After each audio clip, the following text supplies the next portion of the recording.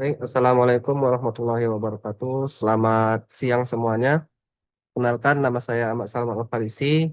Saya mahasiswa aktif Politeknik Pembangunan Pertanian Medan semester 6 dengan jurusan perkebunan di program studi Teknologi Produksi Tanaman Perkebunan.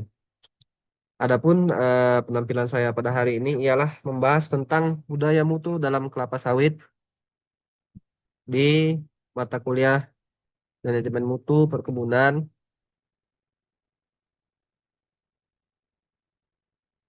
Manajemen Perkebunan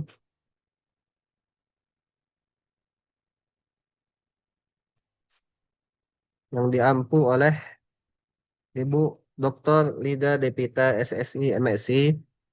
Baik, langsung saja saya mulai. Karena kan partisipan atau audiens sudah lumayan. Langsung saja ke topik yang pertama yakni budaya mutu dalam kelapa sawit. Budaya mutu dalam produksi kelapa sawit sangat penting untuk memastikan keberlanjutan dan kualitas hasil. Memahami GAP atau Good Agriculture Practices dan GHP Good Handling Practices dapat membantu dalam mencapai tujuan ini. Dalam presentasi ini, kita akan membahas berbagai aspek yang berkaitan dengan budaya mutu kelapa sawit secara mendalam.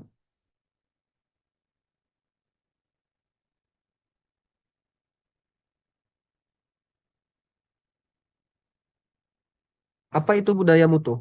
Nah, budaya mutu merupakan suatu pendekatan terpadu yang menekankan pentingnya kualitas dalam setiap aspek produksi. Ini mencakup pemahaman dan penerapan standar kualitas yang tinggi dari awal proses hingga hasil akhir. Proses ini membutuhkan komitmen dari semua pihak yang terlibat, termasuk petani, pengolah, dan pemasar, untuk berkontribusi dan menjaga tingkat kualitas. Ada tiga aspek yakni pendekatan terpadu, pentingnya kualitas, serta komitmen semua pihak.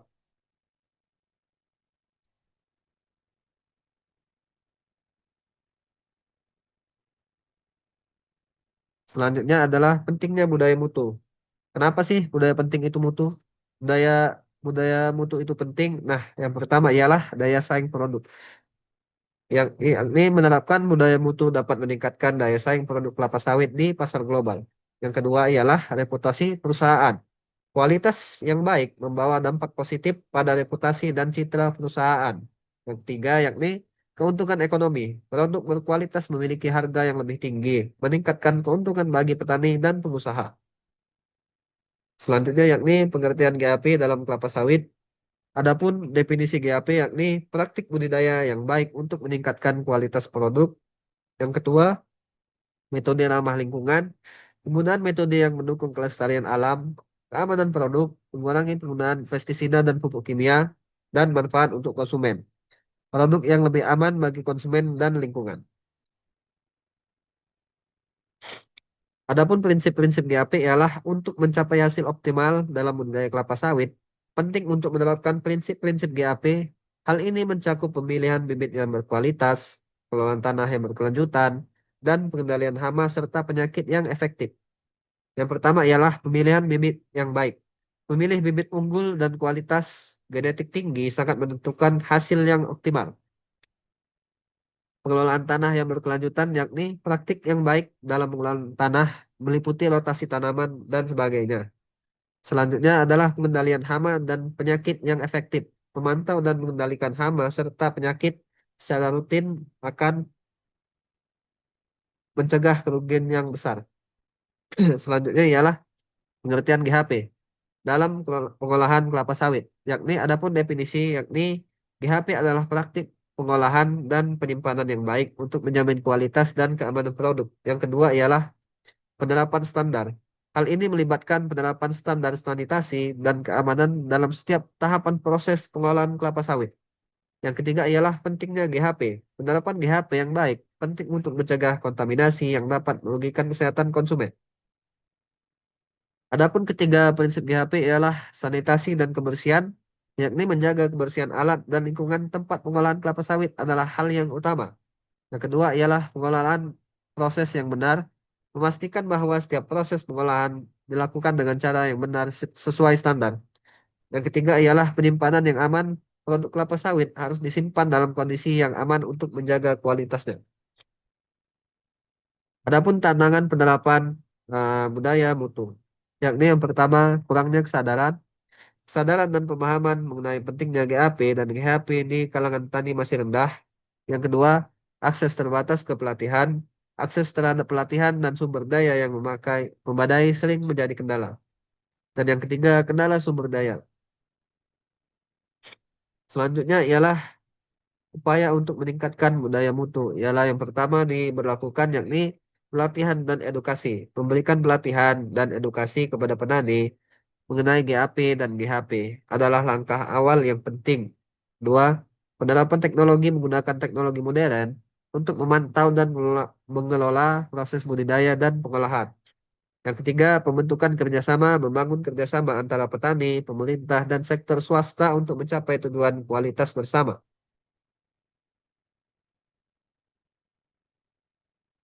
Selanjutnya ialah dampak positif yang ditimbulkan dari budaya mutu yakni pada lingkungan, praktik yang baik membantu menjaga keberlanjutan sumber daya alam. Yang kedua, ekonomi, produk berkualitas tinggi meningkatkan pendapatan petani dan perusahaan. Yang ketiga, jelas sosial. Adapun kesimpulan dari budaya mutu dalam kelapa sawit, budaya mutu dalam industri kelapa sawit bukan hanya penting untuk meningkatkan produktivitas, tapi juga mencapai keberlanjutan. Implementasi langkah-langkah yang tepat seperti GAP dan GHP sangat diperlukan untuk menghadapi berbagai tantangan dalam sektor ini. Tiga poin penting tersebut ialah fondasi penting. Budaya mutu dalam kelapa sawit adalah fondasi penting untuk mencapai produktivitas dan keberlanjutan. Yang kedua ialah tantangan dan daya saing dengan menerapkan GAP dan GHP secara komprehensif. Industri kelapa sawit dapat menghadapi tantangan dan meningkatkan daya saing. Yang ketiga ialah kesadaran pemangku kepentingan, kesadaran dan komitmen dari semua pemangku kepentingan adalah kunci keberhasilan implementasi budaya mutu tersebut.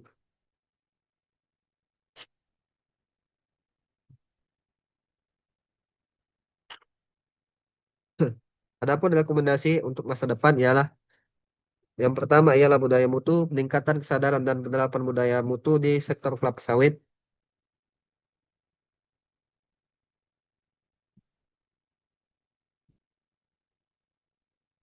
Yang kedua ialah praktik inovatif, yakni adopsi praktik inovatif dan berkelanjutan untuk keberlangsungan industri.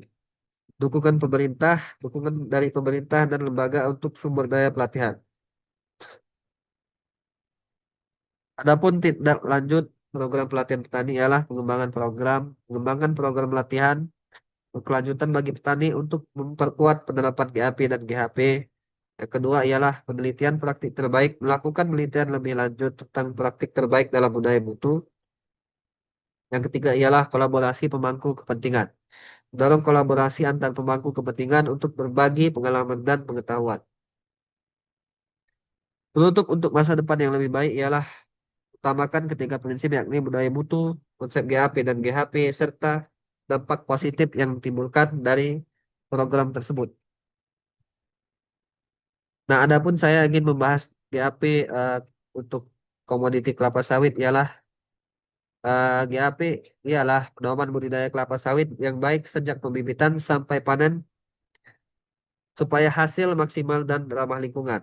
Yang pertama prinsipnya pada GAP kelapa sawit ialah pemilihan lahan, tanah sesuai syarat tumbuh, drainase baik, tidak rawan banjir, tidak membuka hutan lindung atau area konservasi. Kedua, penggunaan bibit unggul, pakai bibit bersertifikat dan berkualitas tinggi, menghindari bibit palsu atau tidak jelas asalnya. Tiga, penanaman, jarak tanam sesuai standar, teknik tanam memperhatikan kontur tanah. Yang keempat, yang pemupukan berdasarkan analisis tanah dan daun, dosis pupuk tepat supaya efisien dan tidak mencemari lingkungan. Yang kelima ialah pengendalian hama dan penyakit, mengutamakan pengendalian terpadu atau PHT, pestisida dipakai secara bijak dan sesuai aturan. Yang keenam, pemeliharaan tanaman, lunasan pelepas secara rutin, pengendalian gulma. Yang ketujuh, panen, tandan buah segar TBS dipanen pada tingkat kematangan optimal sehingga mengurangi kehilangan berondolan. Standar GAP sering dipakai dalam sertifikasi seperti Roundtable on Sustainable Palm Oil atau biasa kita sebut RSPO dan Indonesian Sustainable Palm Oil atau ISPO. Adapun GHP atau Good Handling Practices pada tanaman komoditi kelapa sawit ialah pedoman penanganan hasil panen supaya mutu TBS tetap bagus sampai masuk pabrik. Adapun prinsip GHP yang diterapkan pada tanaman kelapa sawit ialah satu pengumpulan TBS, buah tidak boleh terlalu lama di kebun, hindari buah tercampur kotoran atau tanah. Yang kedua sortasi, memisahkan buah mentah, busuk atau rusak, menjaga kualitas bahan baku minyak sawit. Tiga transportasi, TBS segera diangkut ke pabrik, idealnya kurang dari 24 jam. Untuk menghindari pemupukan yang menyebabkan fermentasi berlebihan juga. Yang keempat yakni penyimpanan sementara, tidak terkena hujan atau panas berlebihan, mengurangi peningkatan asam lemak bebas atau biasa disebut ALB. Yang kelima ialah kebersihan alat dan tempat. Alat panen dan angkut harus bersih, mencegah kontaminasi. Adapun tujuan penerapan GAP dan GHP pada tanaman kelapa sawit ialah meningkatkan produktivitas dan mutu minyak sawit, menjamin keamanan pangan, mengurangi dampak lingkungan, memenuhi standar pasar internasional, mendukung keberlanjutan industri sawit, sering juga mengacu pada pedoman dari Food and Agriculture Organization.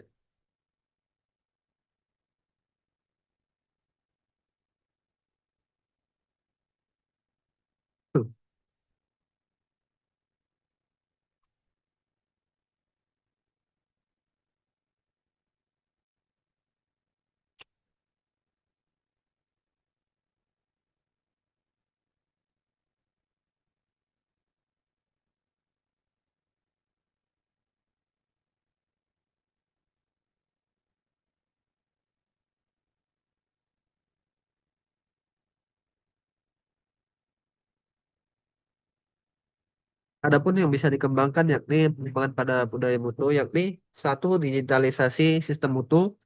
Saat ini banyak perkebunan mulai mengembangkan sistem mutu berbasis teknologi. Contoh pengembangannya ialah penggunaan aplikasi monitoring panen, sistem pencatatan produksi digital, sensor untuk memantau kondisi tanaman, dan penggunaan drone untuk pemetaan lahan. Selanjutnya ialah menimbulkan manfaat, yakni data produksi lebih akurat, pengawasan lebih cepat, dan pengambilan keputusan lebih tepat. Yang kedua ialah integrasi sertifikasi berkelanjutan. Budaya mutu bisa dikembangkan dengan mengintegrasikan standar sertifikasi internasional seperti RSPO dan ISPO yang bisa dilakukan melalui pelatihan kerja tentang standar berkelanjutan, audit mutu secara berkala, penerapan sistem traceability atau penelusuran produk. Yang ketiga ialah peningkatan kompetensi SDM. Budaya mutu sangat bergantung pada kualitas tenaga kerja. Pengembangan, yakni pelatihan teknik panen modern, pelatihan keselamatan kerja, pelatihan pengelolaan lingkungan, sistem evaluasi kinerja berbasis mutu.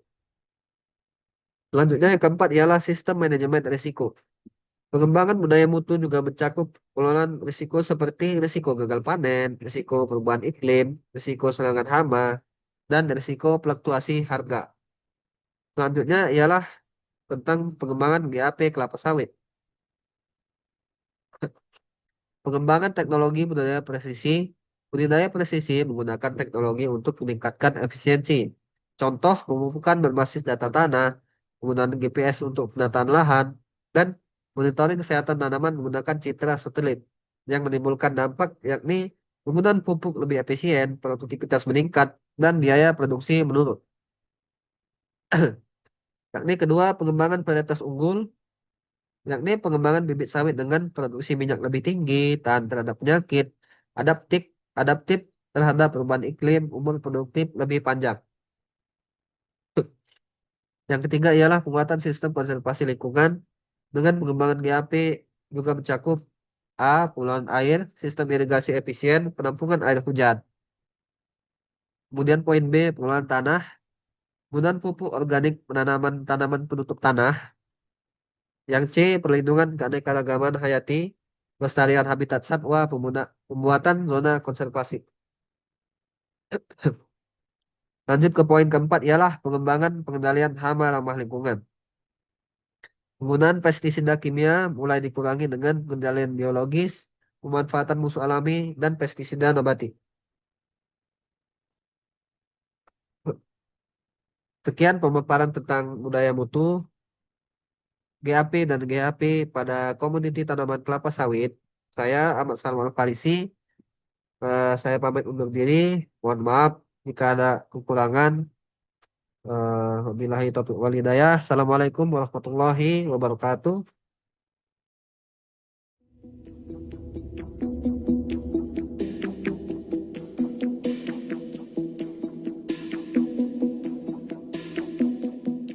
Inilah bentuk perkebunan terluas yang ada di Indonesia.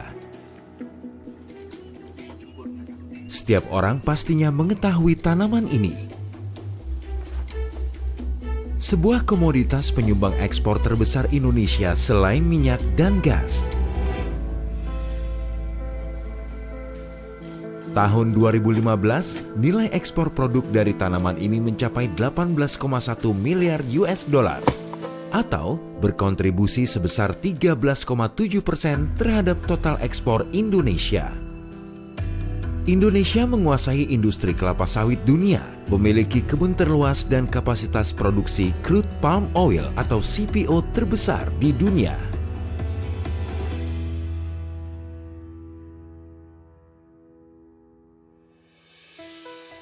Berdasarkan data Kementerian Pertanian dan Kementerian Agraria dan Tata Ruang, total luas lahan perkebunan kelapa sawit di Indonesia mencapai 15,7 juta hektar. 10,7 juta hektar dikelola oleh perusahaan swasta besar, 493.000 hektar dikelola oleh badan usaha milik negara atau BUMN, dan 4,4 juta hektar dikelola oleh perkebunan rakyat.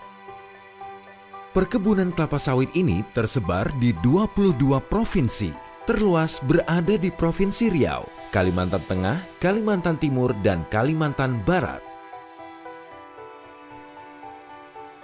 Namun meningkatnya produksi dan ekspor dari kelapa sawit belum berdampak pada peningkatan penerimaan negara dari pajak. Bahkan penerimaan pajak pada tahun 2014 menurun di saat produksi dan ekspor kelapa sawit meningkat.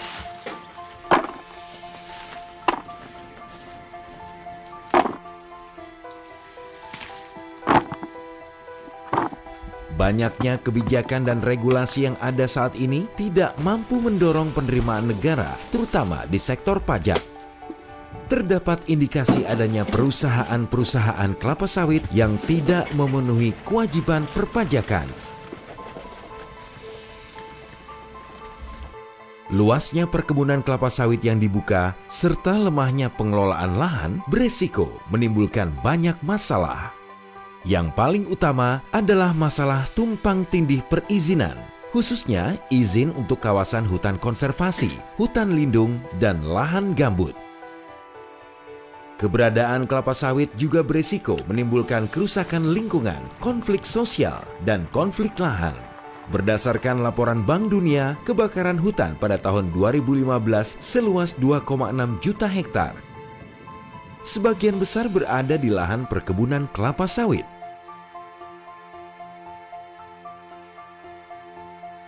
Karena banyaknya masalah dan peluang kerugian negara dari sektor perkebunan kelapa sawit, Komisi Pemberantasan Korupsi atau KPK melakukan kajian sistem pengelolaan komoditas kelapa sawit di Indonesia.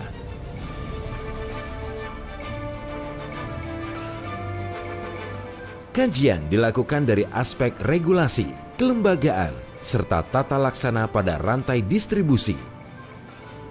Mulai dari pengelolaan pembenihan, sistem pengelolaan perkebunan dan pengolahannya, serta sistem pengelolaan tata niaga komoditas kelapa sawit. Kajian ini merupakan bagian dari Gerakan Nasional Penyelamatan Sumber Daya Alam Indonesia. Dari hasil kajian KPK tentang sistem pengelolaan komoditas kelapa sawit, terdapat 3 temuan. Pertama, sistem pengendalian dalam perizinan perkebunan kelapa sawit belum memadai dan akuntabel untuk memastikan kepatuhan pelaku usaha. Hasil analisis KPK, tidak adanya mekanisme perencanaan perizinan berbasis tata ruang yang efektif untuk mengendalikan usaha perkebunan kelapa sawit. Peraturan perizinan di sektor perkebunan belum mengatur secara efektif koordinasi lintas lembaga dalam penerbitan dan pengendalian izin di sektor perkebunan. Dampak dari temuan ini adalah sebagai berikut.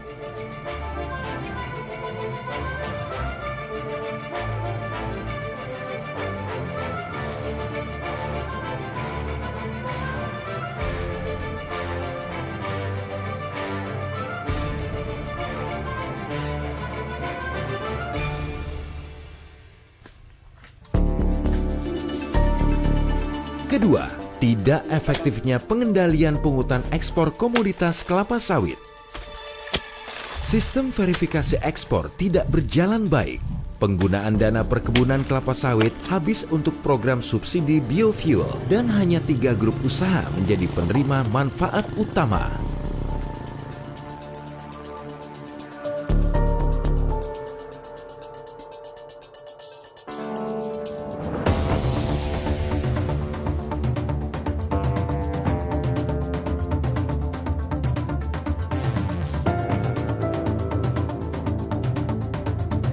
Dampak dari temuan ini adalah sebagai berikut.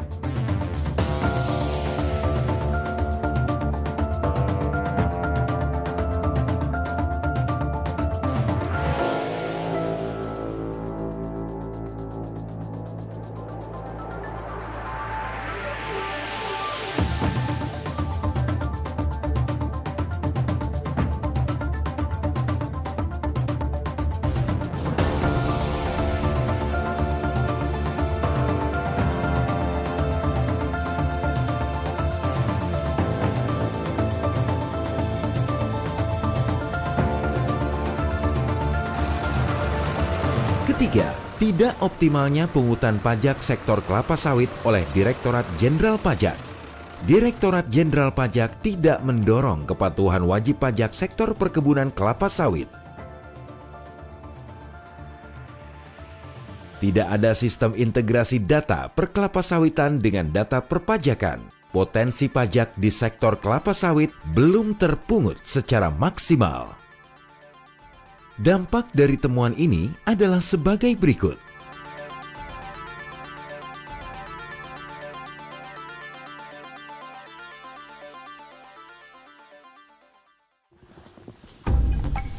Dengan hasil kajian ini, KPK mendorong adanya perbaikan pengelolaan komoditas kelapa sawit secara menyeluruh, sehingga dapat memberikan nilai tambah terhadap perekonomian dan juga dapat meminimalisir potensi korupsi yang terjadi di sektor kelapa sawit.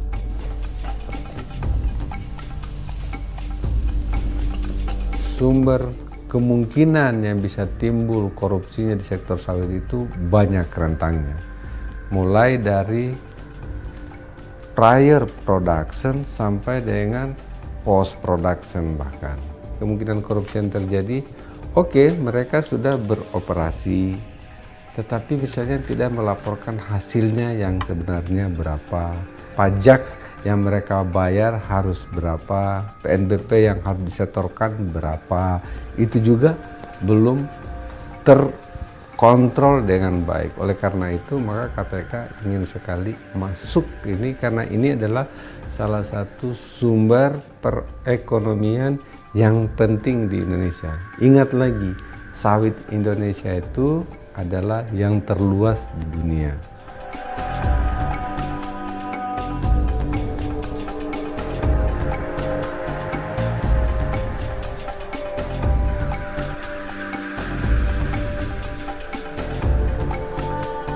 Yang saya ingin ingatkan bahwa tidak ujuk-ujuk mengapa KPK itu mau terlibat di sawit. Karena masa lalu sudah banyak sekali juga pejabat publik yang ikut terseret dalam pusaran korupsi karena berhubungan dengan izin-izin yang berhubungan dengan salah satunya sawit.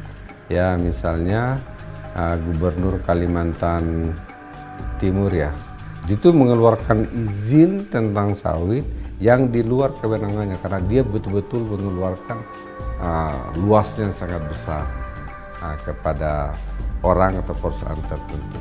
Padahal setelah dibuka lahannya tidak ditanamin sawit, hanya diambil kayunya. Yang kedua, di Riau, 2 gubernur Riau itu bahkan terimplikasi dengan izin-izin yang berhubungan dengan pembukaan lahan.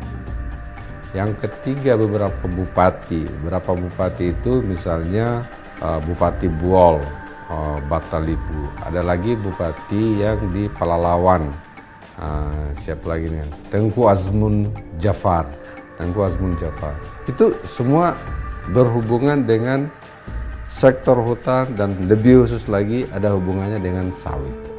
Jadi kita tidak boleh membiarkan hal ini terjadi.